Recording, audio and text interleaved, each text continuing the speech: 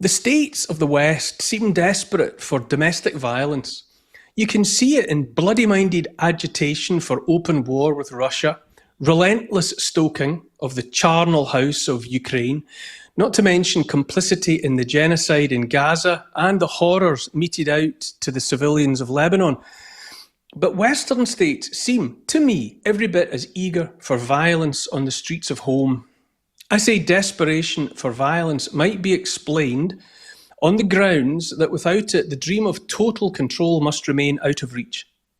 In order to get across the line with the bid for popular acceptance of the digital cage, which is to say round-the-clock surveillance, a citizen's access to his own money made entirely dependent on that citizen's behaviour being deemed acceptable to the state, willingness to say and think only what is acceptable to that state, willingness to hand over our children to indoctrination in the name of state-sponsored education, total submission to invasive medical procedures, mislabelled vaccination, all of it. In order to set all that in place, I say the states of the West need violence, bloody, fire-lit violence on the streets.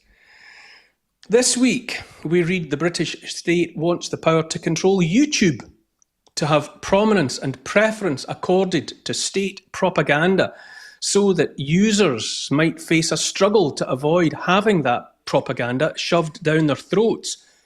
I say this is the tantruming of giant children, driven out of control by not getting their own way, no matter how loud they shriek and drum their heels on the floor.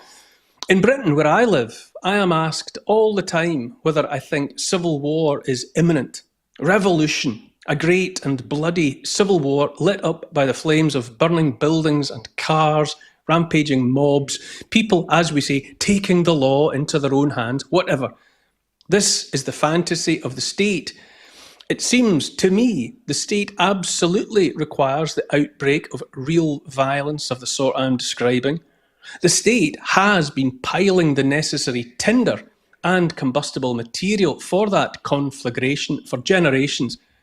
Because unless and until the mob rises and the fires burn and the blood flows, and remember that the blood is always that of ordinary people and their homes and cars and businesses torched, unless and until a spark ignites it all, the state is powerless to get what it really, really wants, which is total control. If, and it's an enormous if the spark catches and the violence is unleashed and ordinary people are hurt and their property destroyed, if all that happens while the state watches and on a nationwide scale, then the state can do what it's been waiting to do for years, which is declare it has no option but to take all necessary measures to restore peace and safety. This would be about the likes of martial law, curfews, and all the familiar rhetoric about applying the full force of the law in all its manifestations for the common good. It would also clear the way for the imposition of all the technological controls just waiting for final activation. For such draconian steps to play out, indeed, in order for the people actually to demand the actions described above, the draconian steps under the banner of safety and security, the violence would have to reach the point where that well-meaning populace is persuaded that only by surrendering the last of its freedoms can peace and safety be regained. So, I say again, it feels to me like the states of the West are moving heaven and earth to make violence inevitable. I say it's nothing less than existential for them at this point. For without the discharge of all the pent-up energy they have stored in the population, they're done for. But what I predict is this: that the mass of the population, well aware that they are being played and manipulated, nudged towards a carefully set bear trap, well aware that this is what is being planned and stoked by nefarious and malevolent entities, that the mass of the population will frustrate the violence-dependent state by doing nothing of the sort. I say this first and foremost because all the evidence makes plain that the mass of people wants peace, not violence. The mass of people, God bless them, and given the choice, votes every time for whomever promises peace. That those promising peace betray the people by getting into office and fomenting war over and over again is really neither here nor there. The fact is that most people will, given the chance, opt for and hope for peace. Violence is the fantasy of the psychopathic mindset for which we have enabled the establishment of the necessary ecosystem, the ecosystem that has let them thrive and multiply. This much is on us. But another reason why I say the psychopaths will not get what they want is my certainty that those psychopaths are cowards. They fantasize about watching violence, about taking advantage of violence committed by someone else. But on a personal level, as individuals, those cowards are the very last people who would ever get their hands wet with actual violence. Those fantasizing about violence and about the total control of populations are the most frightened and cowardly individuals the world has yet seen. It is their terror of their fellow human beings that drives their behaviour. Like arachnophobes that are compelled to stamp on the smallest spider even when it poses them no threat whatever, the psychopaths I'm talking about are driven to the totalitarian mindset because of their blind terror. Here's the thing. People like you and me are altogether different, and in ways the psychopaths cannot, absolutely cannot imagine. Their inability to see the world and fellow humankind as we do might be visualized as follows. Imagine a torch instructed to inspect a darkened room in search of that darkness. Everywhere the torch looks, everywhere touched by its beam is brightly illuminated, so that the torch must draw the conclusion that the whole room is lit, while of course the opposite is true. But the rest of us, the most of us, are altogether different. Believe it or believe it not, but I say J.R.R. Tolkien, who as a fighting soldier survived the First World War, another horror dreamt up and made real by more of the same psychopaths, that he was on to something profound when he had the hobbits save Middle-earth.